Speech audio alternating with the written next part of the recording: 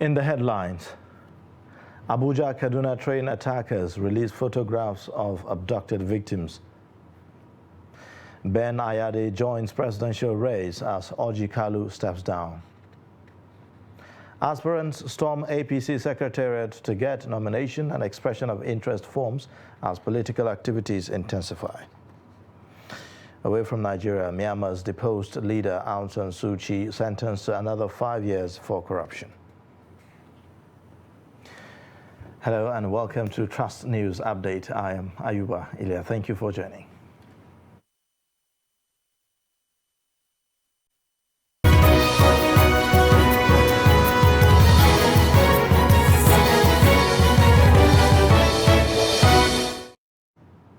The details now. Terrorists on Tuesday released photos of passengers abducted from a Kaduna-bound train a month ago.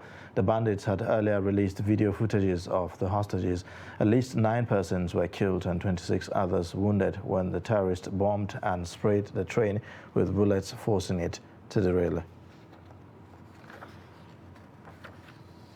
Meanwhile, residents of Adagba community in Yaba ward of Abaji Area Council of the FCT have fled their homes after bandits attacked the community, killing a 23-year-old man, Nura Maigada, and a girl, stealing almost 20 motorcycles. The bandits were said to have also abducted about 16 residents of the community and carted away food items and cash. Trust TV's Maradia visited the community and now reports. Adagba community, home to over 1,500 people, is about 40 kilometers drive from Abaji town. On our way to the community, we see residents carrying their belongings and fleeing to safety. The rate of insecurity in this part of town is becoming unbearable. It didn't just happen in Adagba community in Yaba ward in the Abaji local government or Abaji area council, so to speak, but it also happened in neighboring villages where people are already scampering for safety. As you can see behind me in the Yaba Lafia community, very close to the Adagba community in the Yaba ward, Abaji area council of the Federal Capital Territory, people are already making their way out of the community because they fear the worst. And that is the situation of things right now. The Madaki of Adagba, Adamu Wambai, is surrounded by the rest of the villages yet to flee, speaks about how a home to more than 1,500 residents has turned to a ghost town. We have to go to forest, far place, to go and sleep. Because of them, they may come at any time. The way they used to come. They may come at any time, the way they used to come. And one will say we will sleep at home now. We don't know what may happen. Now we kill. They're now coming not to pick anybody. They're coming for slaughter. That is what they promise. Nothing is done. And from that turning back to go back to where they came from, the villages, so that they cannot be able to sleep today without this security, they decide to leave the village. Now we are now, just for those of us that are eldest people in the village, we are not more than enough to 10 now. A health worker who is also an eyewitness tells his story.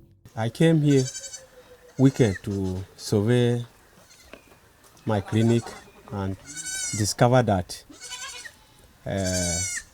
kidnappers came in the night and everybody was running, taking care of his life. So even we, the staff in Adagba PHC, we enter inside the clinic. We hide ourselves. You know, when we enter, we even leave the door open because when they discover that the door is open, they will think that there's nobody. The quarters where it is locked, they even try to open the window to check whether people are inside. So we hide ourselves inside the clinic, hearing what is going on, shooting bullets, calling people, breaking doors. People were running everywhere in the night. On our way out of the community, we met the village head just returning from a security meeting which had in attendance the chairman of Abaji Area Council and security agents. He tells us the new security arrangements put in place. This change is affecting us, so I go to the chief of Yaba tell him that this is what is happened to us at Adagba village. So from there, he said he called the commissioner of police and the area council executive chairman. So for that, we discussed with him. That's what is happened to us. He said the chairman said he will take the action. The people of Adagba are begging for prompt security response as the attackers have promised to return before the end of the Ramadan fast. Martia Umar, Trust Television News, Abuja. Trust TV speaks to the Public Relations Officer of the FCT Police Command on measures to restore normalcy in the community. But the Commissioner of Police, CP Babaji Sunday, has launched an operation that has been going in there to comb the forest. We always talk about this synergy with the locals because they know the terrain very well. And the hunters know all these areas, they know the bush, the forest very well. So we've been with them, we've been mobilized, and we are going inside the forest. Day and night we are there. We were able to rescue some victims that we were not even reported. But because of that operation, it really yielded a lot of results. And some of the victims were even telling us that they heard that the police are coming. And I think these people are working with very serious informants. That is why we don't really want to tell the public what we are really doing. Now, a frontline presidential aspirant of the ruling All Progressives Congress and the Minister of Transportation, Chibike Rotimi Amechi, has again assured that he will run an all-inclusive government that will bring about national cohesion if given the opportunity to lead the country. Amechi gave the assurance in Imo State as part of consultations with party stakeholders in bid to fly the party's flag in the 2023 presidential election. You will ask, why should they support us? How do I look? Just look at me and describe. Look at how I look. I will become a young man.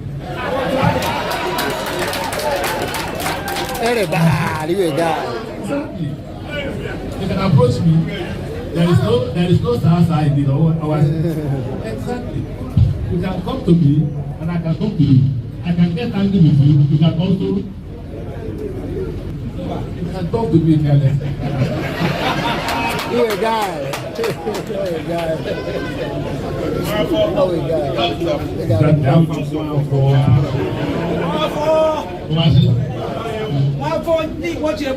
Exactly. Now, so I constitute the bridge between the old and the what? So finally, I may be the youngest, I may go and be youngest, but I'm the most experienced. Once you're facing here, now I faced it in Port Harcourt. Remember, yes. As governor of Rivers State, what you are currently facing here, I faced in Port Harcourt. And I dealt with it. And I overcame it. Be rest assured that if we are given this power, we will ensure that we will overcome this crisis. Come again by the grace of God, maybe as an aspirant or as a candidate. As a candidate. As a candidate. But one strong message I want to give is that there is a new spirit in the Southeast for our great party. You must have also heard that our second governor has also expressed interest to the president. So this is a contest between a brother and a brother. So when we enter the bedroom, we will resolve it. Cross River State Governor Professor Ben Ayade Tuesday in Abuja said he had secured the approval of President Muhammadu Buhari to hold consultations leading up to unveiling his plans to contest for the presidential ticket of the All Progressives Congress. He also declared to rally behind former President Goodluck Jonathan if Jonathan emerges the APC's presidential flag bearer ahead of the next year's elections. Ayade disclosed this to State House correspondents shortly after his meeting with President Buhari at the Aso Villa. The Cross River State Governor joins the list of presidential hopefuls on the platform of the All Progressives Congress. His entry is a surprise, but he claims he was actually preempted by President Buhari and asked to join the race. I am also giving it out as a lesson for those who know what is called loyalty.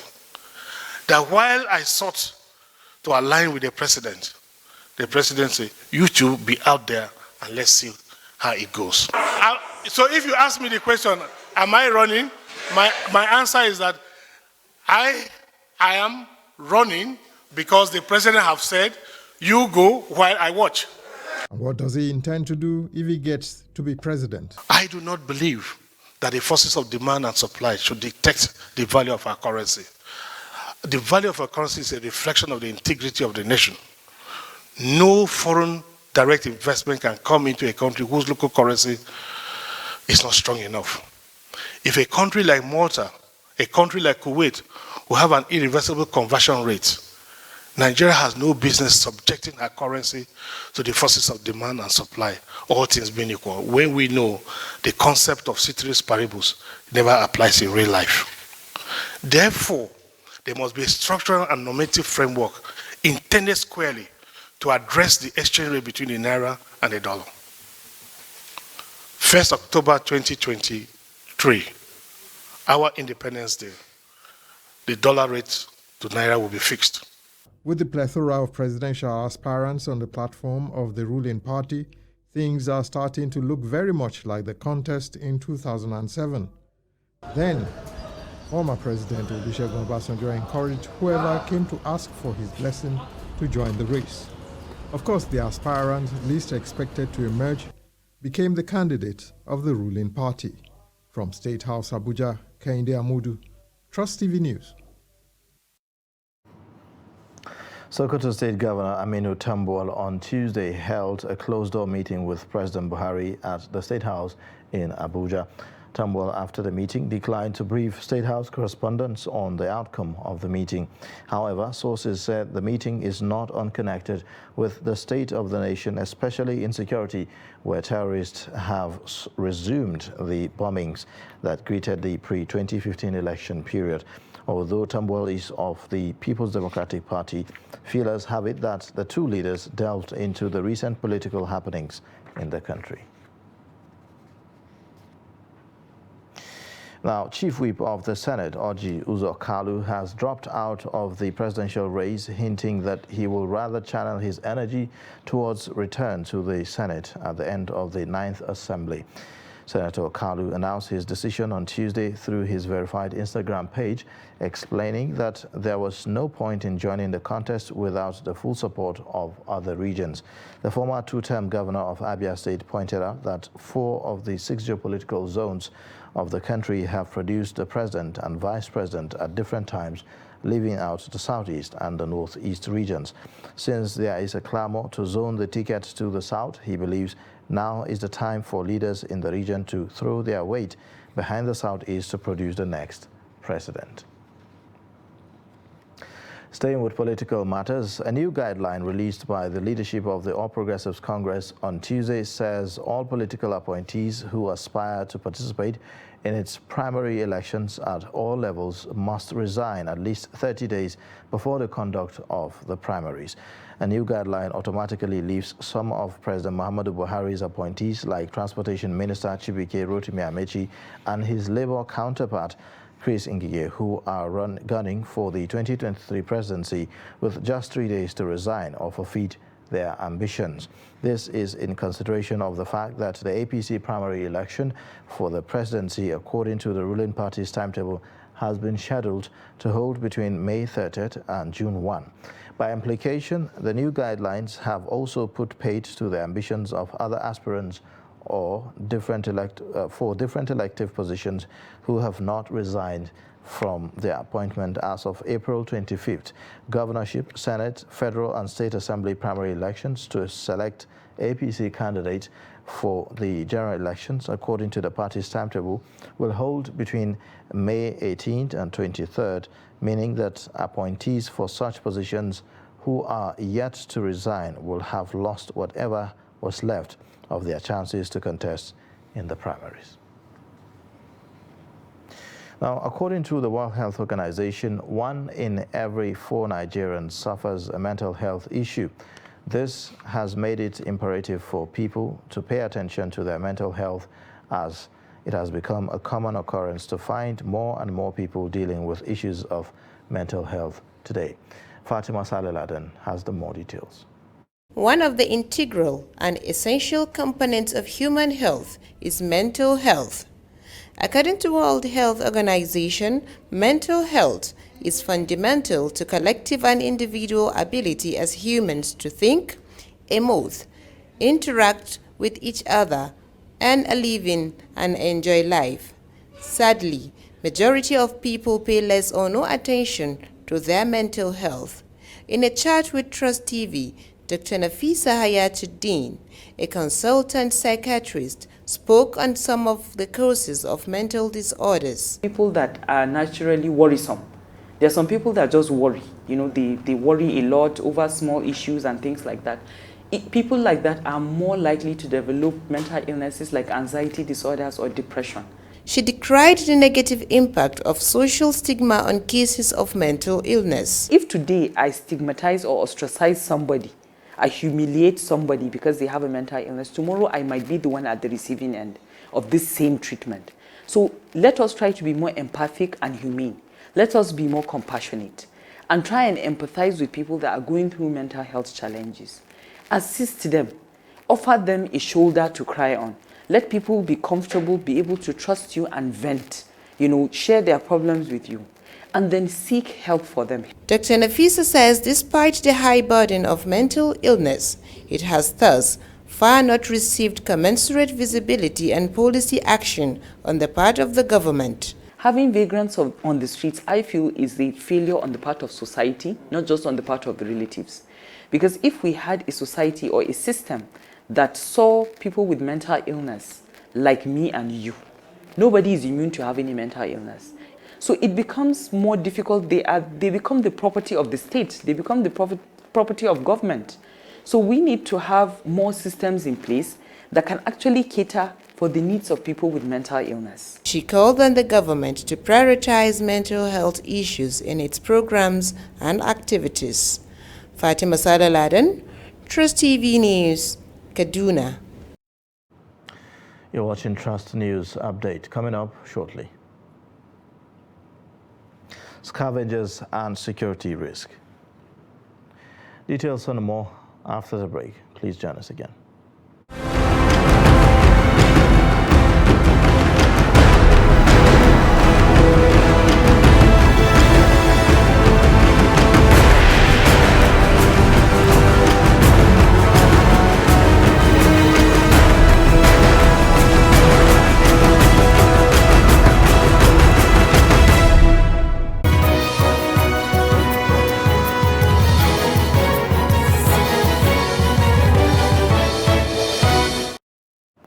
Welcome back. This is Trust News Update. Here's a look at the top stories again.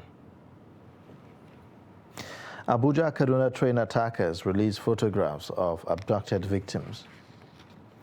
Ben Ayade joins presidential race as Orji Kalu steps down. The management of Kaduna State University has scheduled to commence full academic activities for the 2020-2021 academic year on May 9th. The university, in a circular dated April 26th and signed by its academic secretary, Abdullahi Zubairu, directed all students and lecturers of the institution to resume academic activities despite the ongoing strike by ASU.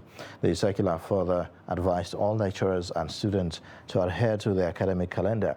The industrial action has extended to 2 months, with federal government yet to accede to the lecturers' demands. Some of ASU's demands include the release of revitalization funds for universities, renegotiation of the 2009 federal government ASU agreement, release of earned allowances for university lecturers, and deployment of the UTAS payment platform for the payment of salaries and allowances of university lecturers. Now, 50 victims of last Friday's illegal refinery explosion have been given mass burial at Abezi Forest in Abacheke, Ekpofire community in Ohaji, Egbema local government area of Imo State. The burial came less than a week after the explosion killed more than 110 people. The exercise was supervised by the chairman of the local government, Marcel Amadioha, security agents and officials of the National Emergency Management Agency. The victims were buried in 3 graves dug by locals at about 5 p.m. on Tuesday. Chairman of the local government, who spoke to newsmen at the site, said 50 of the victims could not be identified. One of the youth leaders, Ben Marcus, who spoke to our correspondent, said some of the victims who were identified by their relatives and were allowed to carry them for burial. He urged the government to provide employment for the teeming youths of the community to dissuade them from getting involved in such illegal and risky business. Now, after about 4 years of being banned, scavengers in the Federal Capital Territory are still visible, not only in the approved dump site, but across the city center. With rising insecurity in the country, government and residents are concerned that scavenging is being used as a cover for crime and criminality. These concerns led to the ban on scavengers in the first place. Our correspondent looks at the enforcement of the ban vis-a-vis the environmental implications there. Waste pickers, locally known as Babambola, play a significant role in protecting the environment from hazardous waste disposal practices, as well as serving as a source of livelihood in communities. However, some residents and government see the activities of waste pickers as a security threat, outweighing the benefits. I am a member of the vigilante, and the moment I observe scavengers around, I suspect theft. Due to the activities of scavengers, it is no longer safe to keep items as they could be stolen. They could even burgle your house.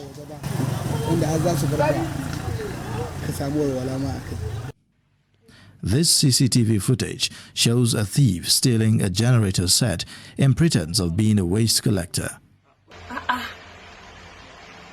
But despite the ban on the activities of waste pickers by the Federal Capital Territory Administration in May 2018, hundreds of them thronged the streets of Abuja in search of disposed items to trade for cash. My parents and friends are all in Kano. We have only come here to look for money. We pick items such as aluminium and copper wires. In these our business, we don't steal. Anyone found stealing here will be sanctioned.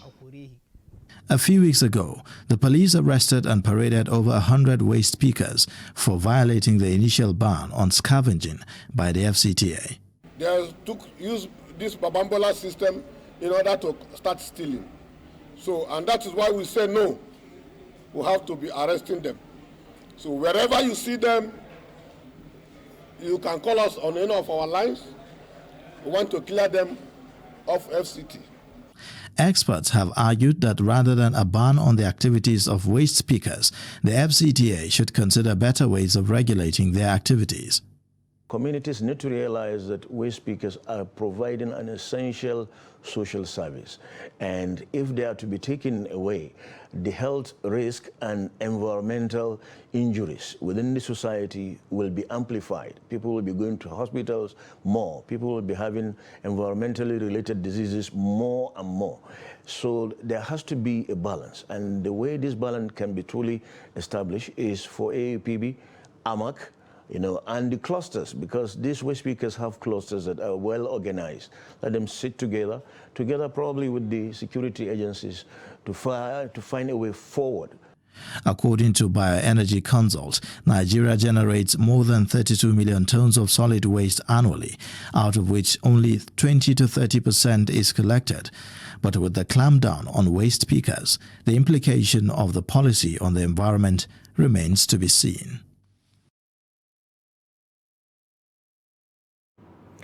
Away from Nigeria, a court in military-ruled Myanmar has sentenced Aung San Suu Kyi to an additional 5 years in jail after finding the civilian leader guilty in the first of 11 corruption cases against her. The sentence was announced on Wednesday. The judge handed down the verdict within moments of the court convening.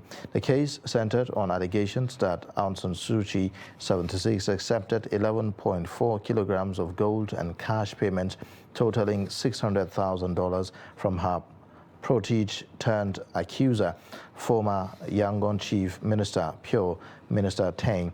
She had denied the charges and said that the allegations are absurd.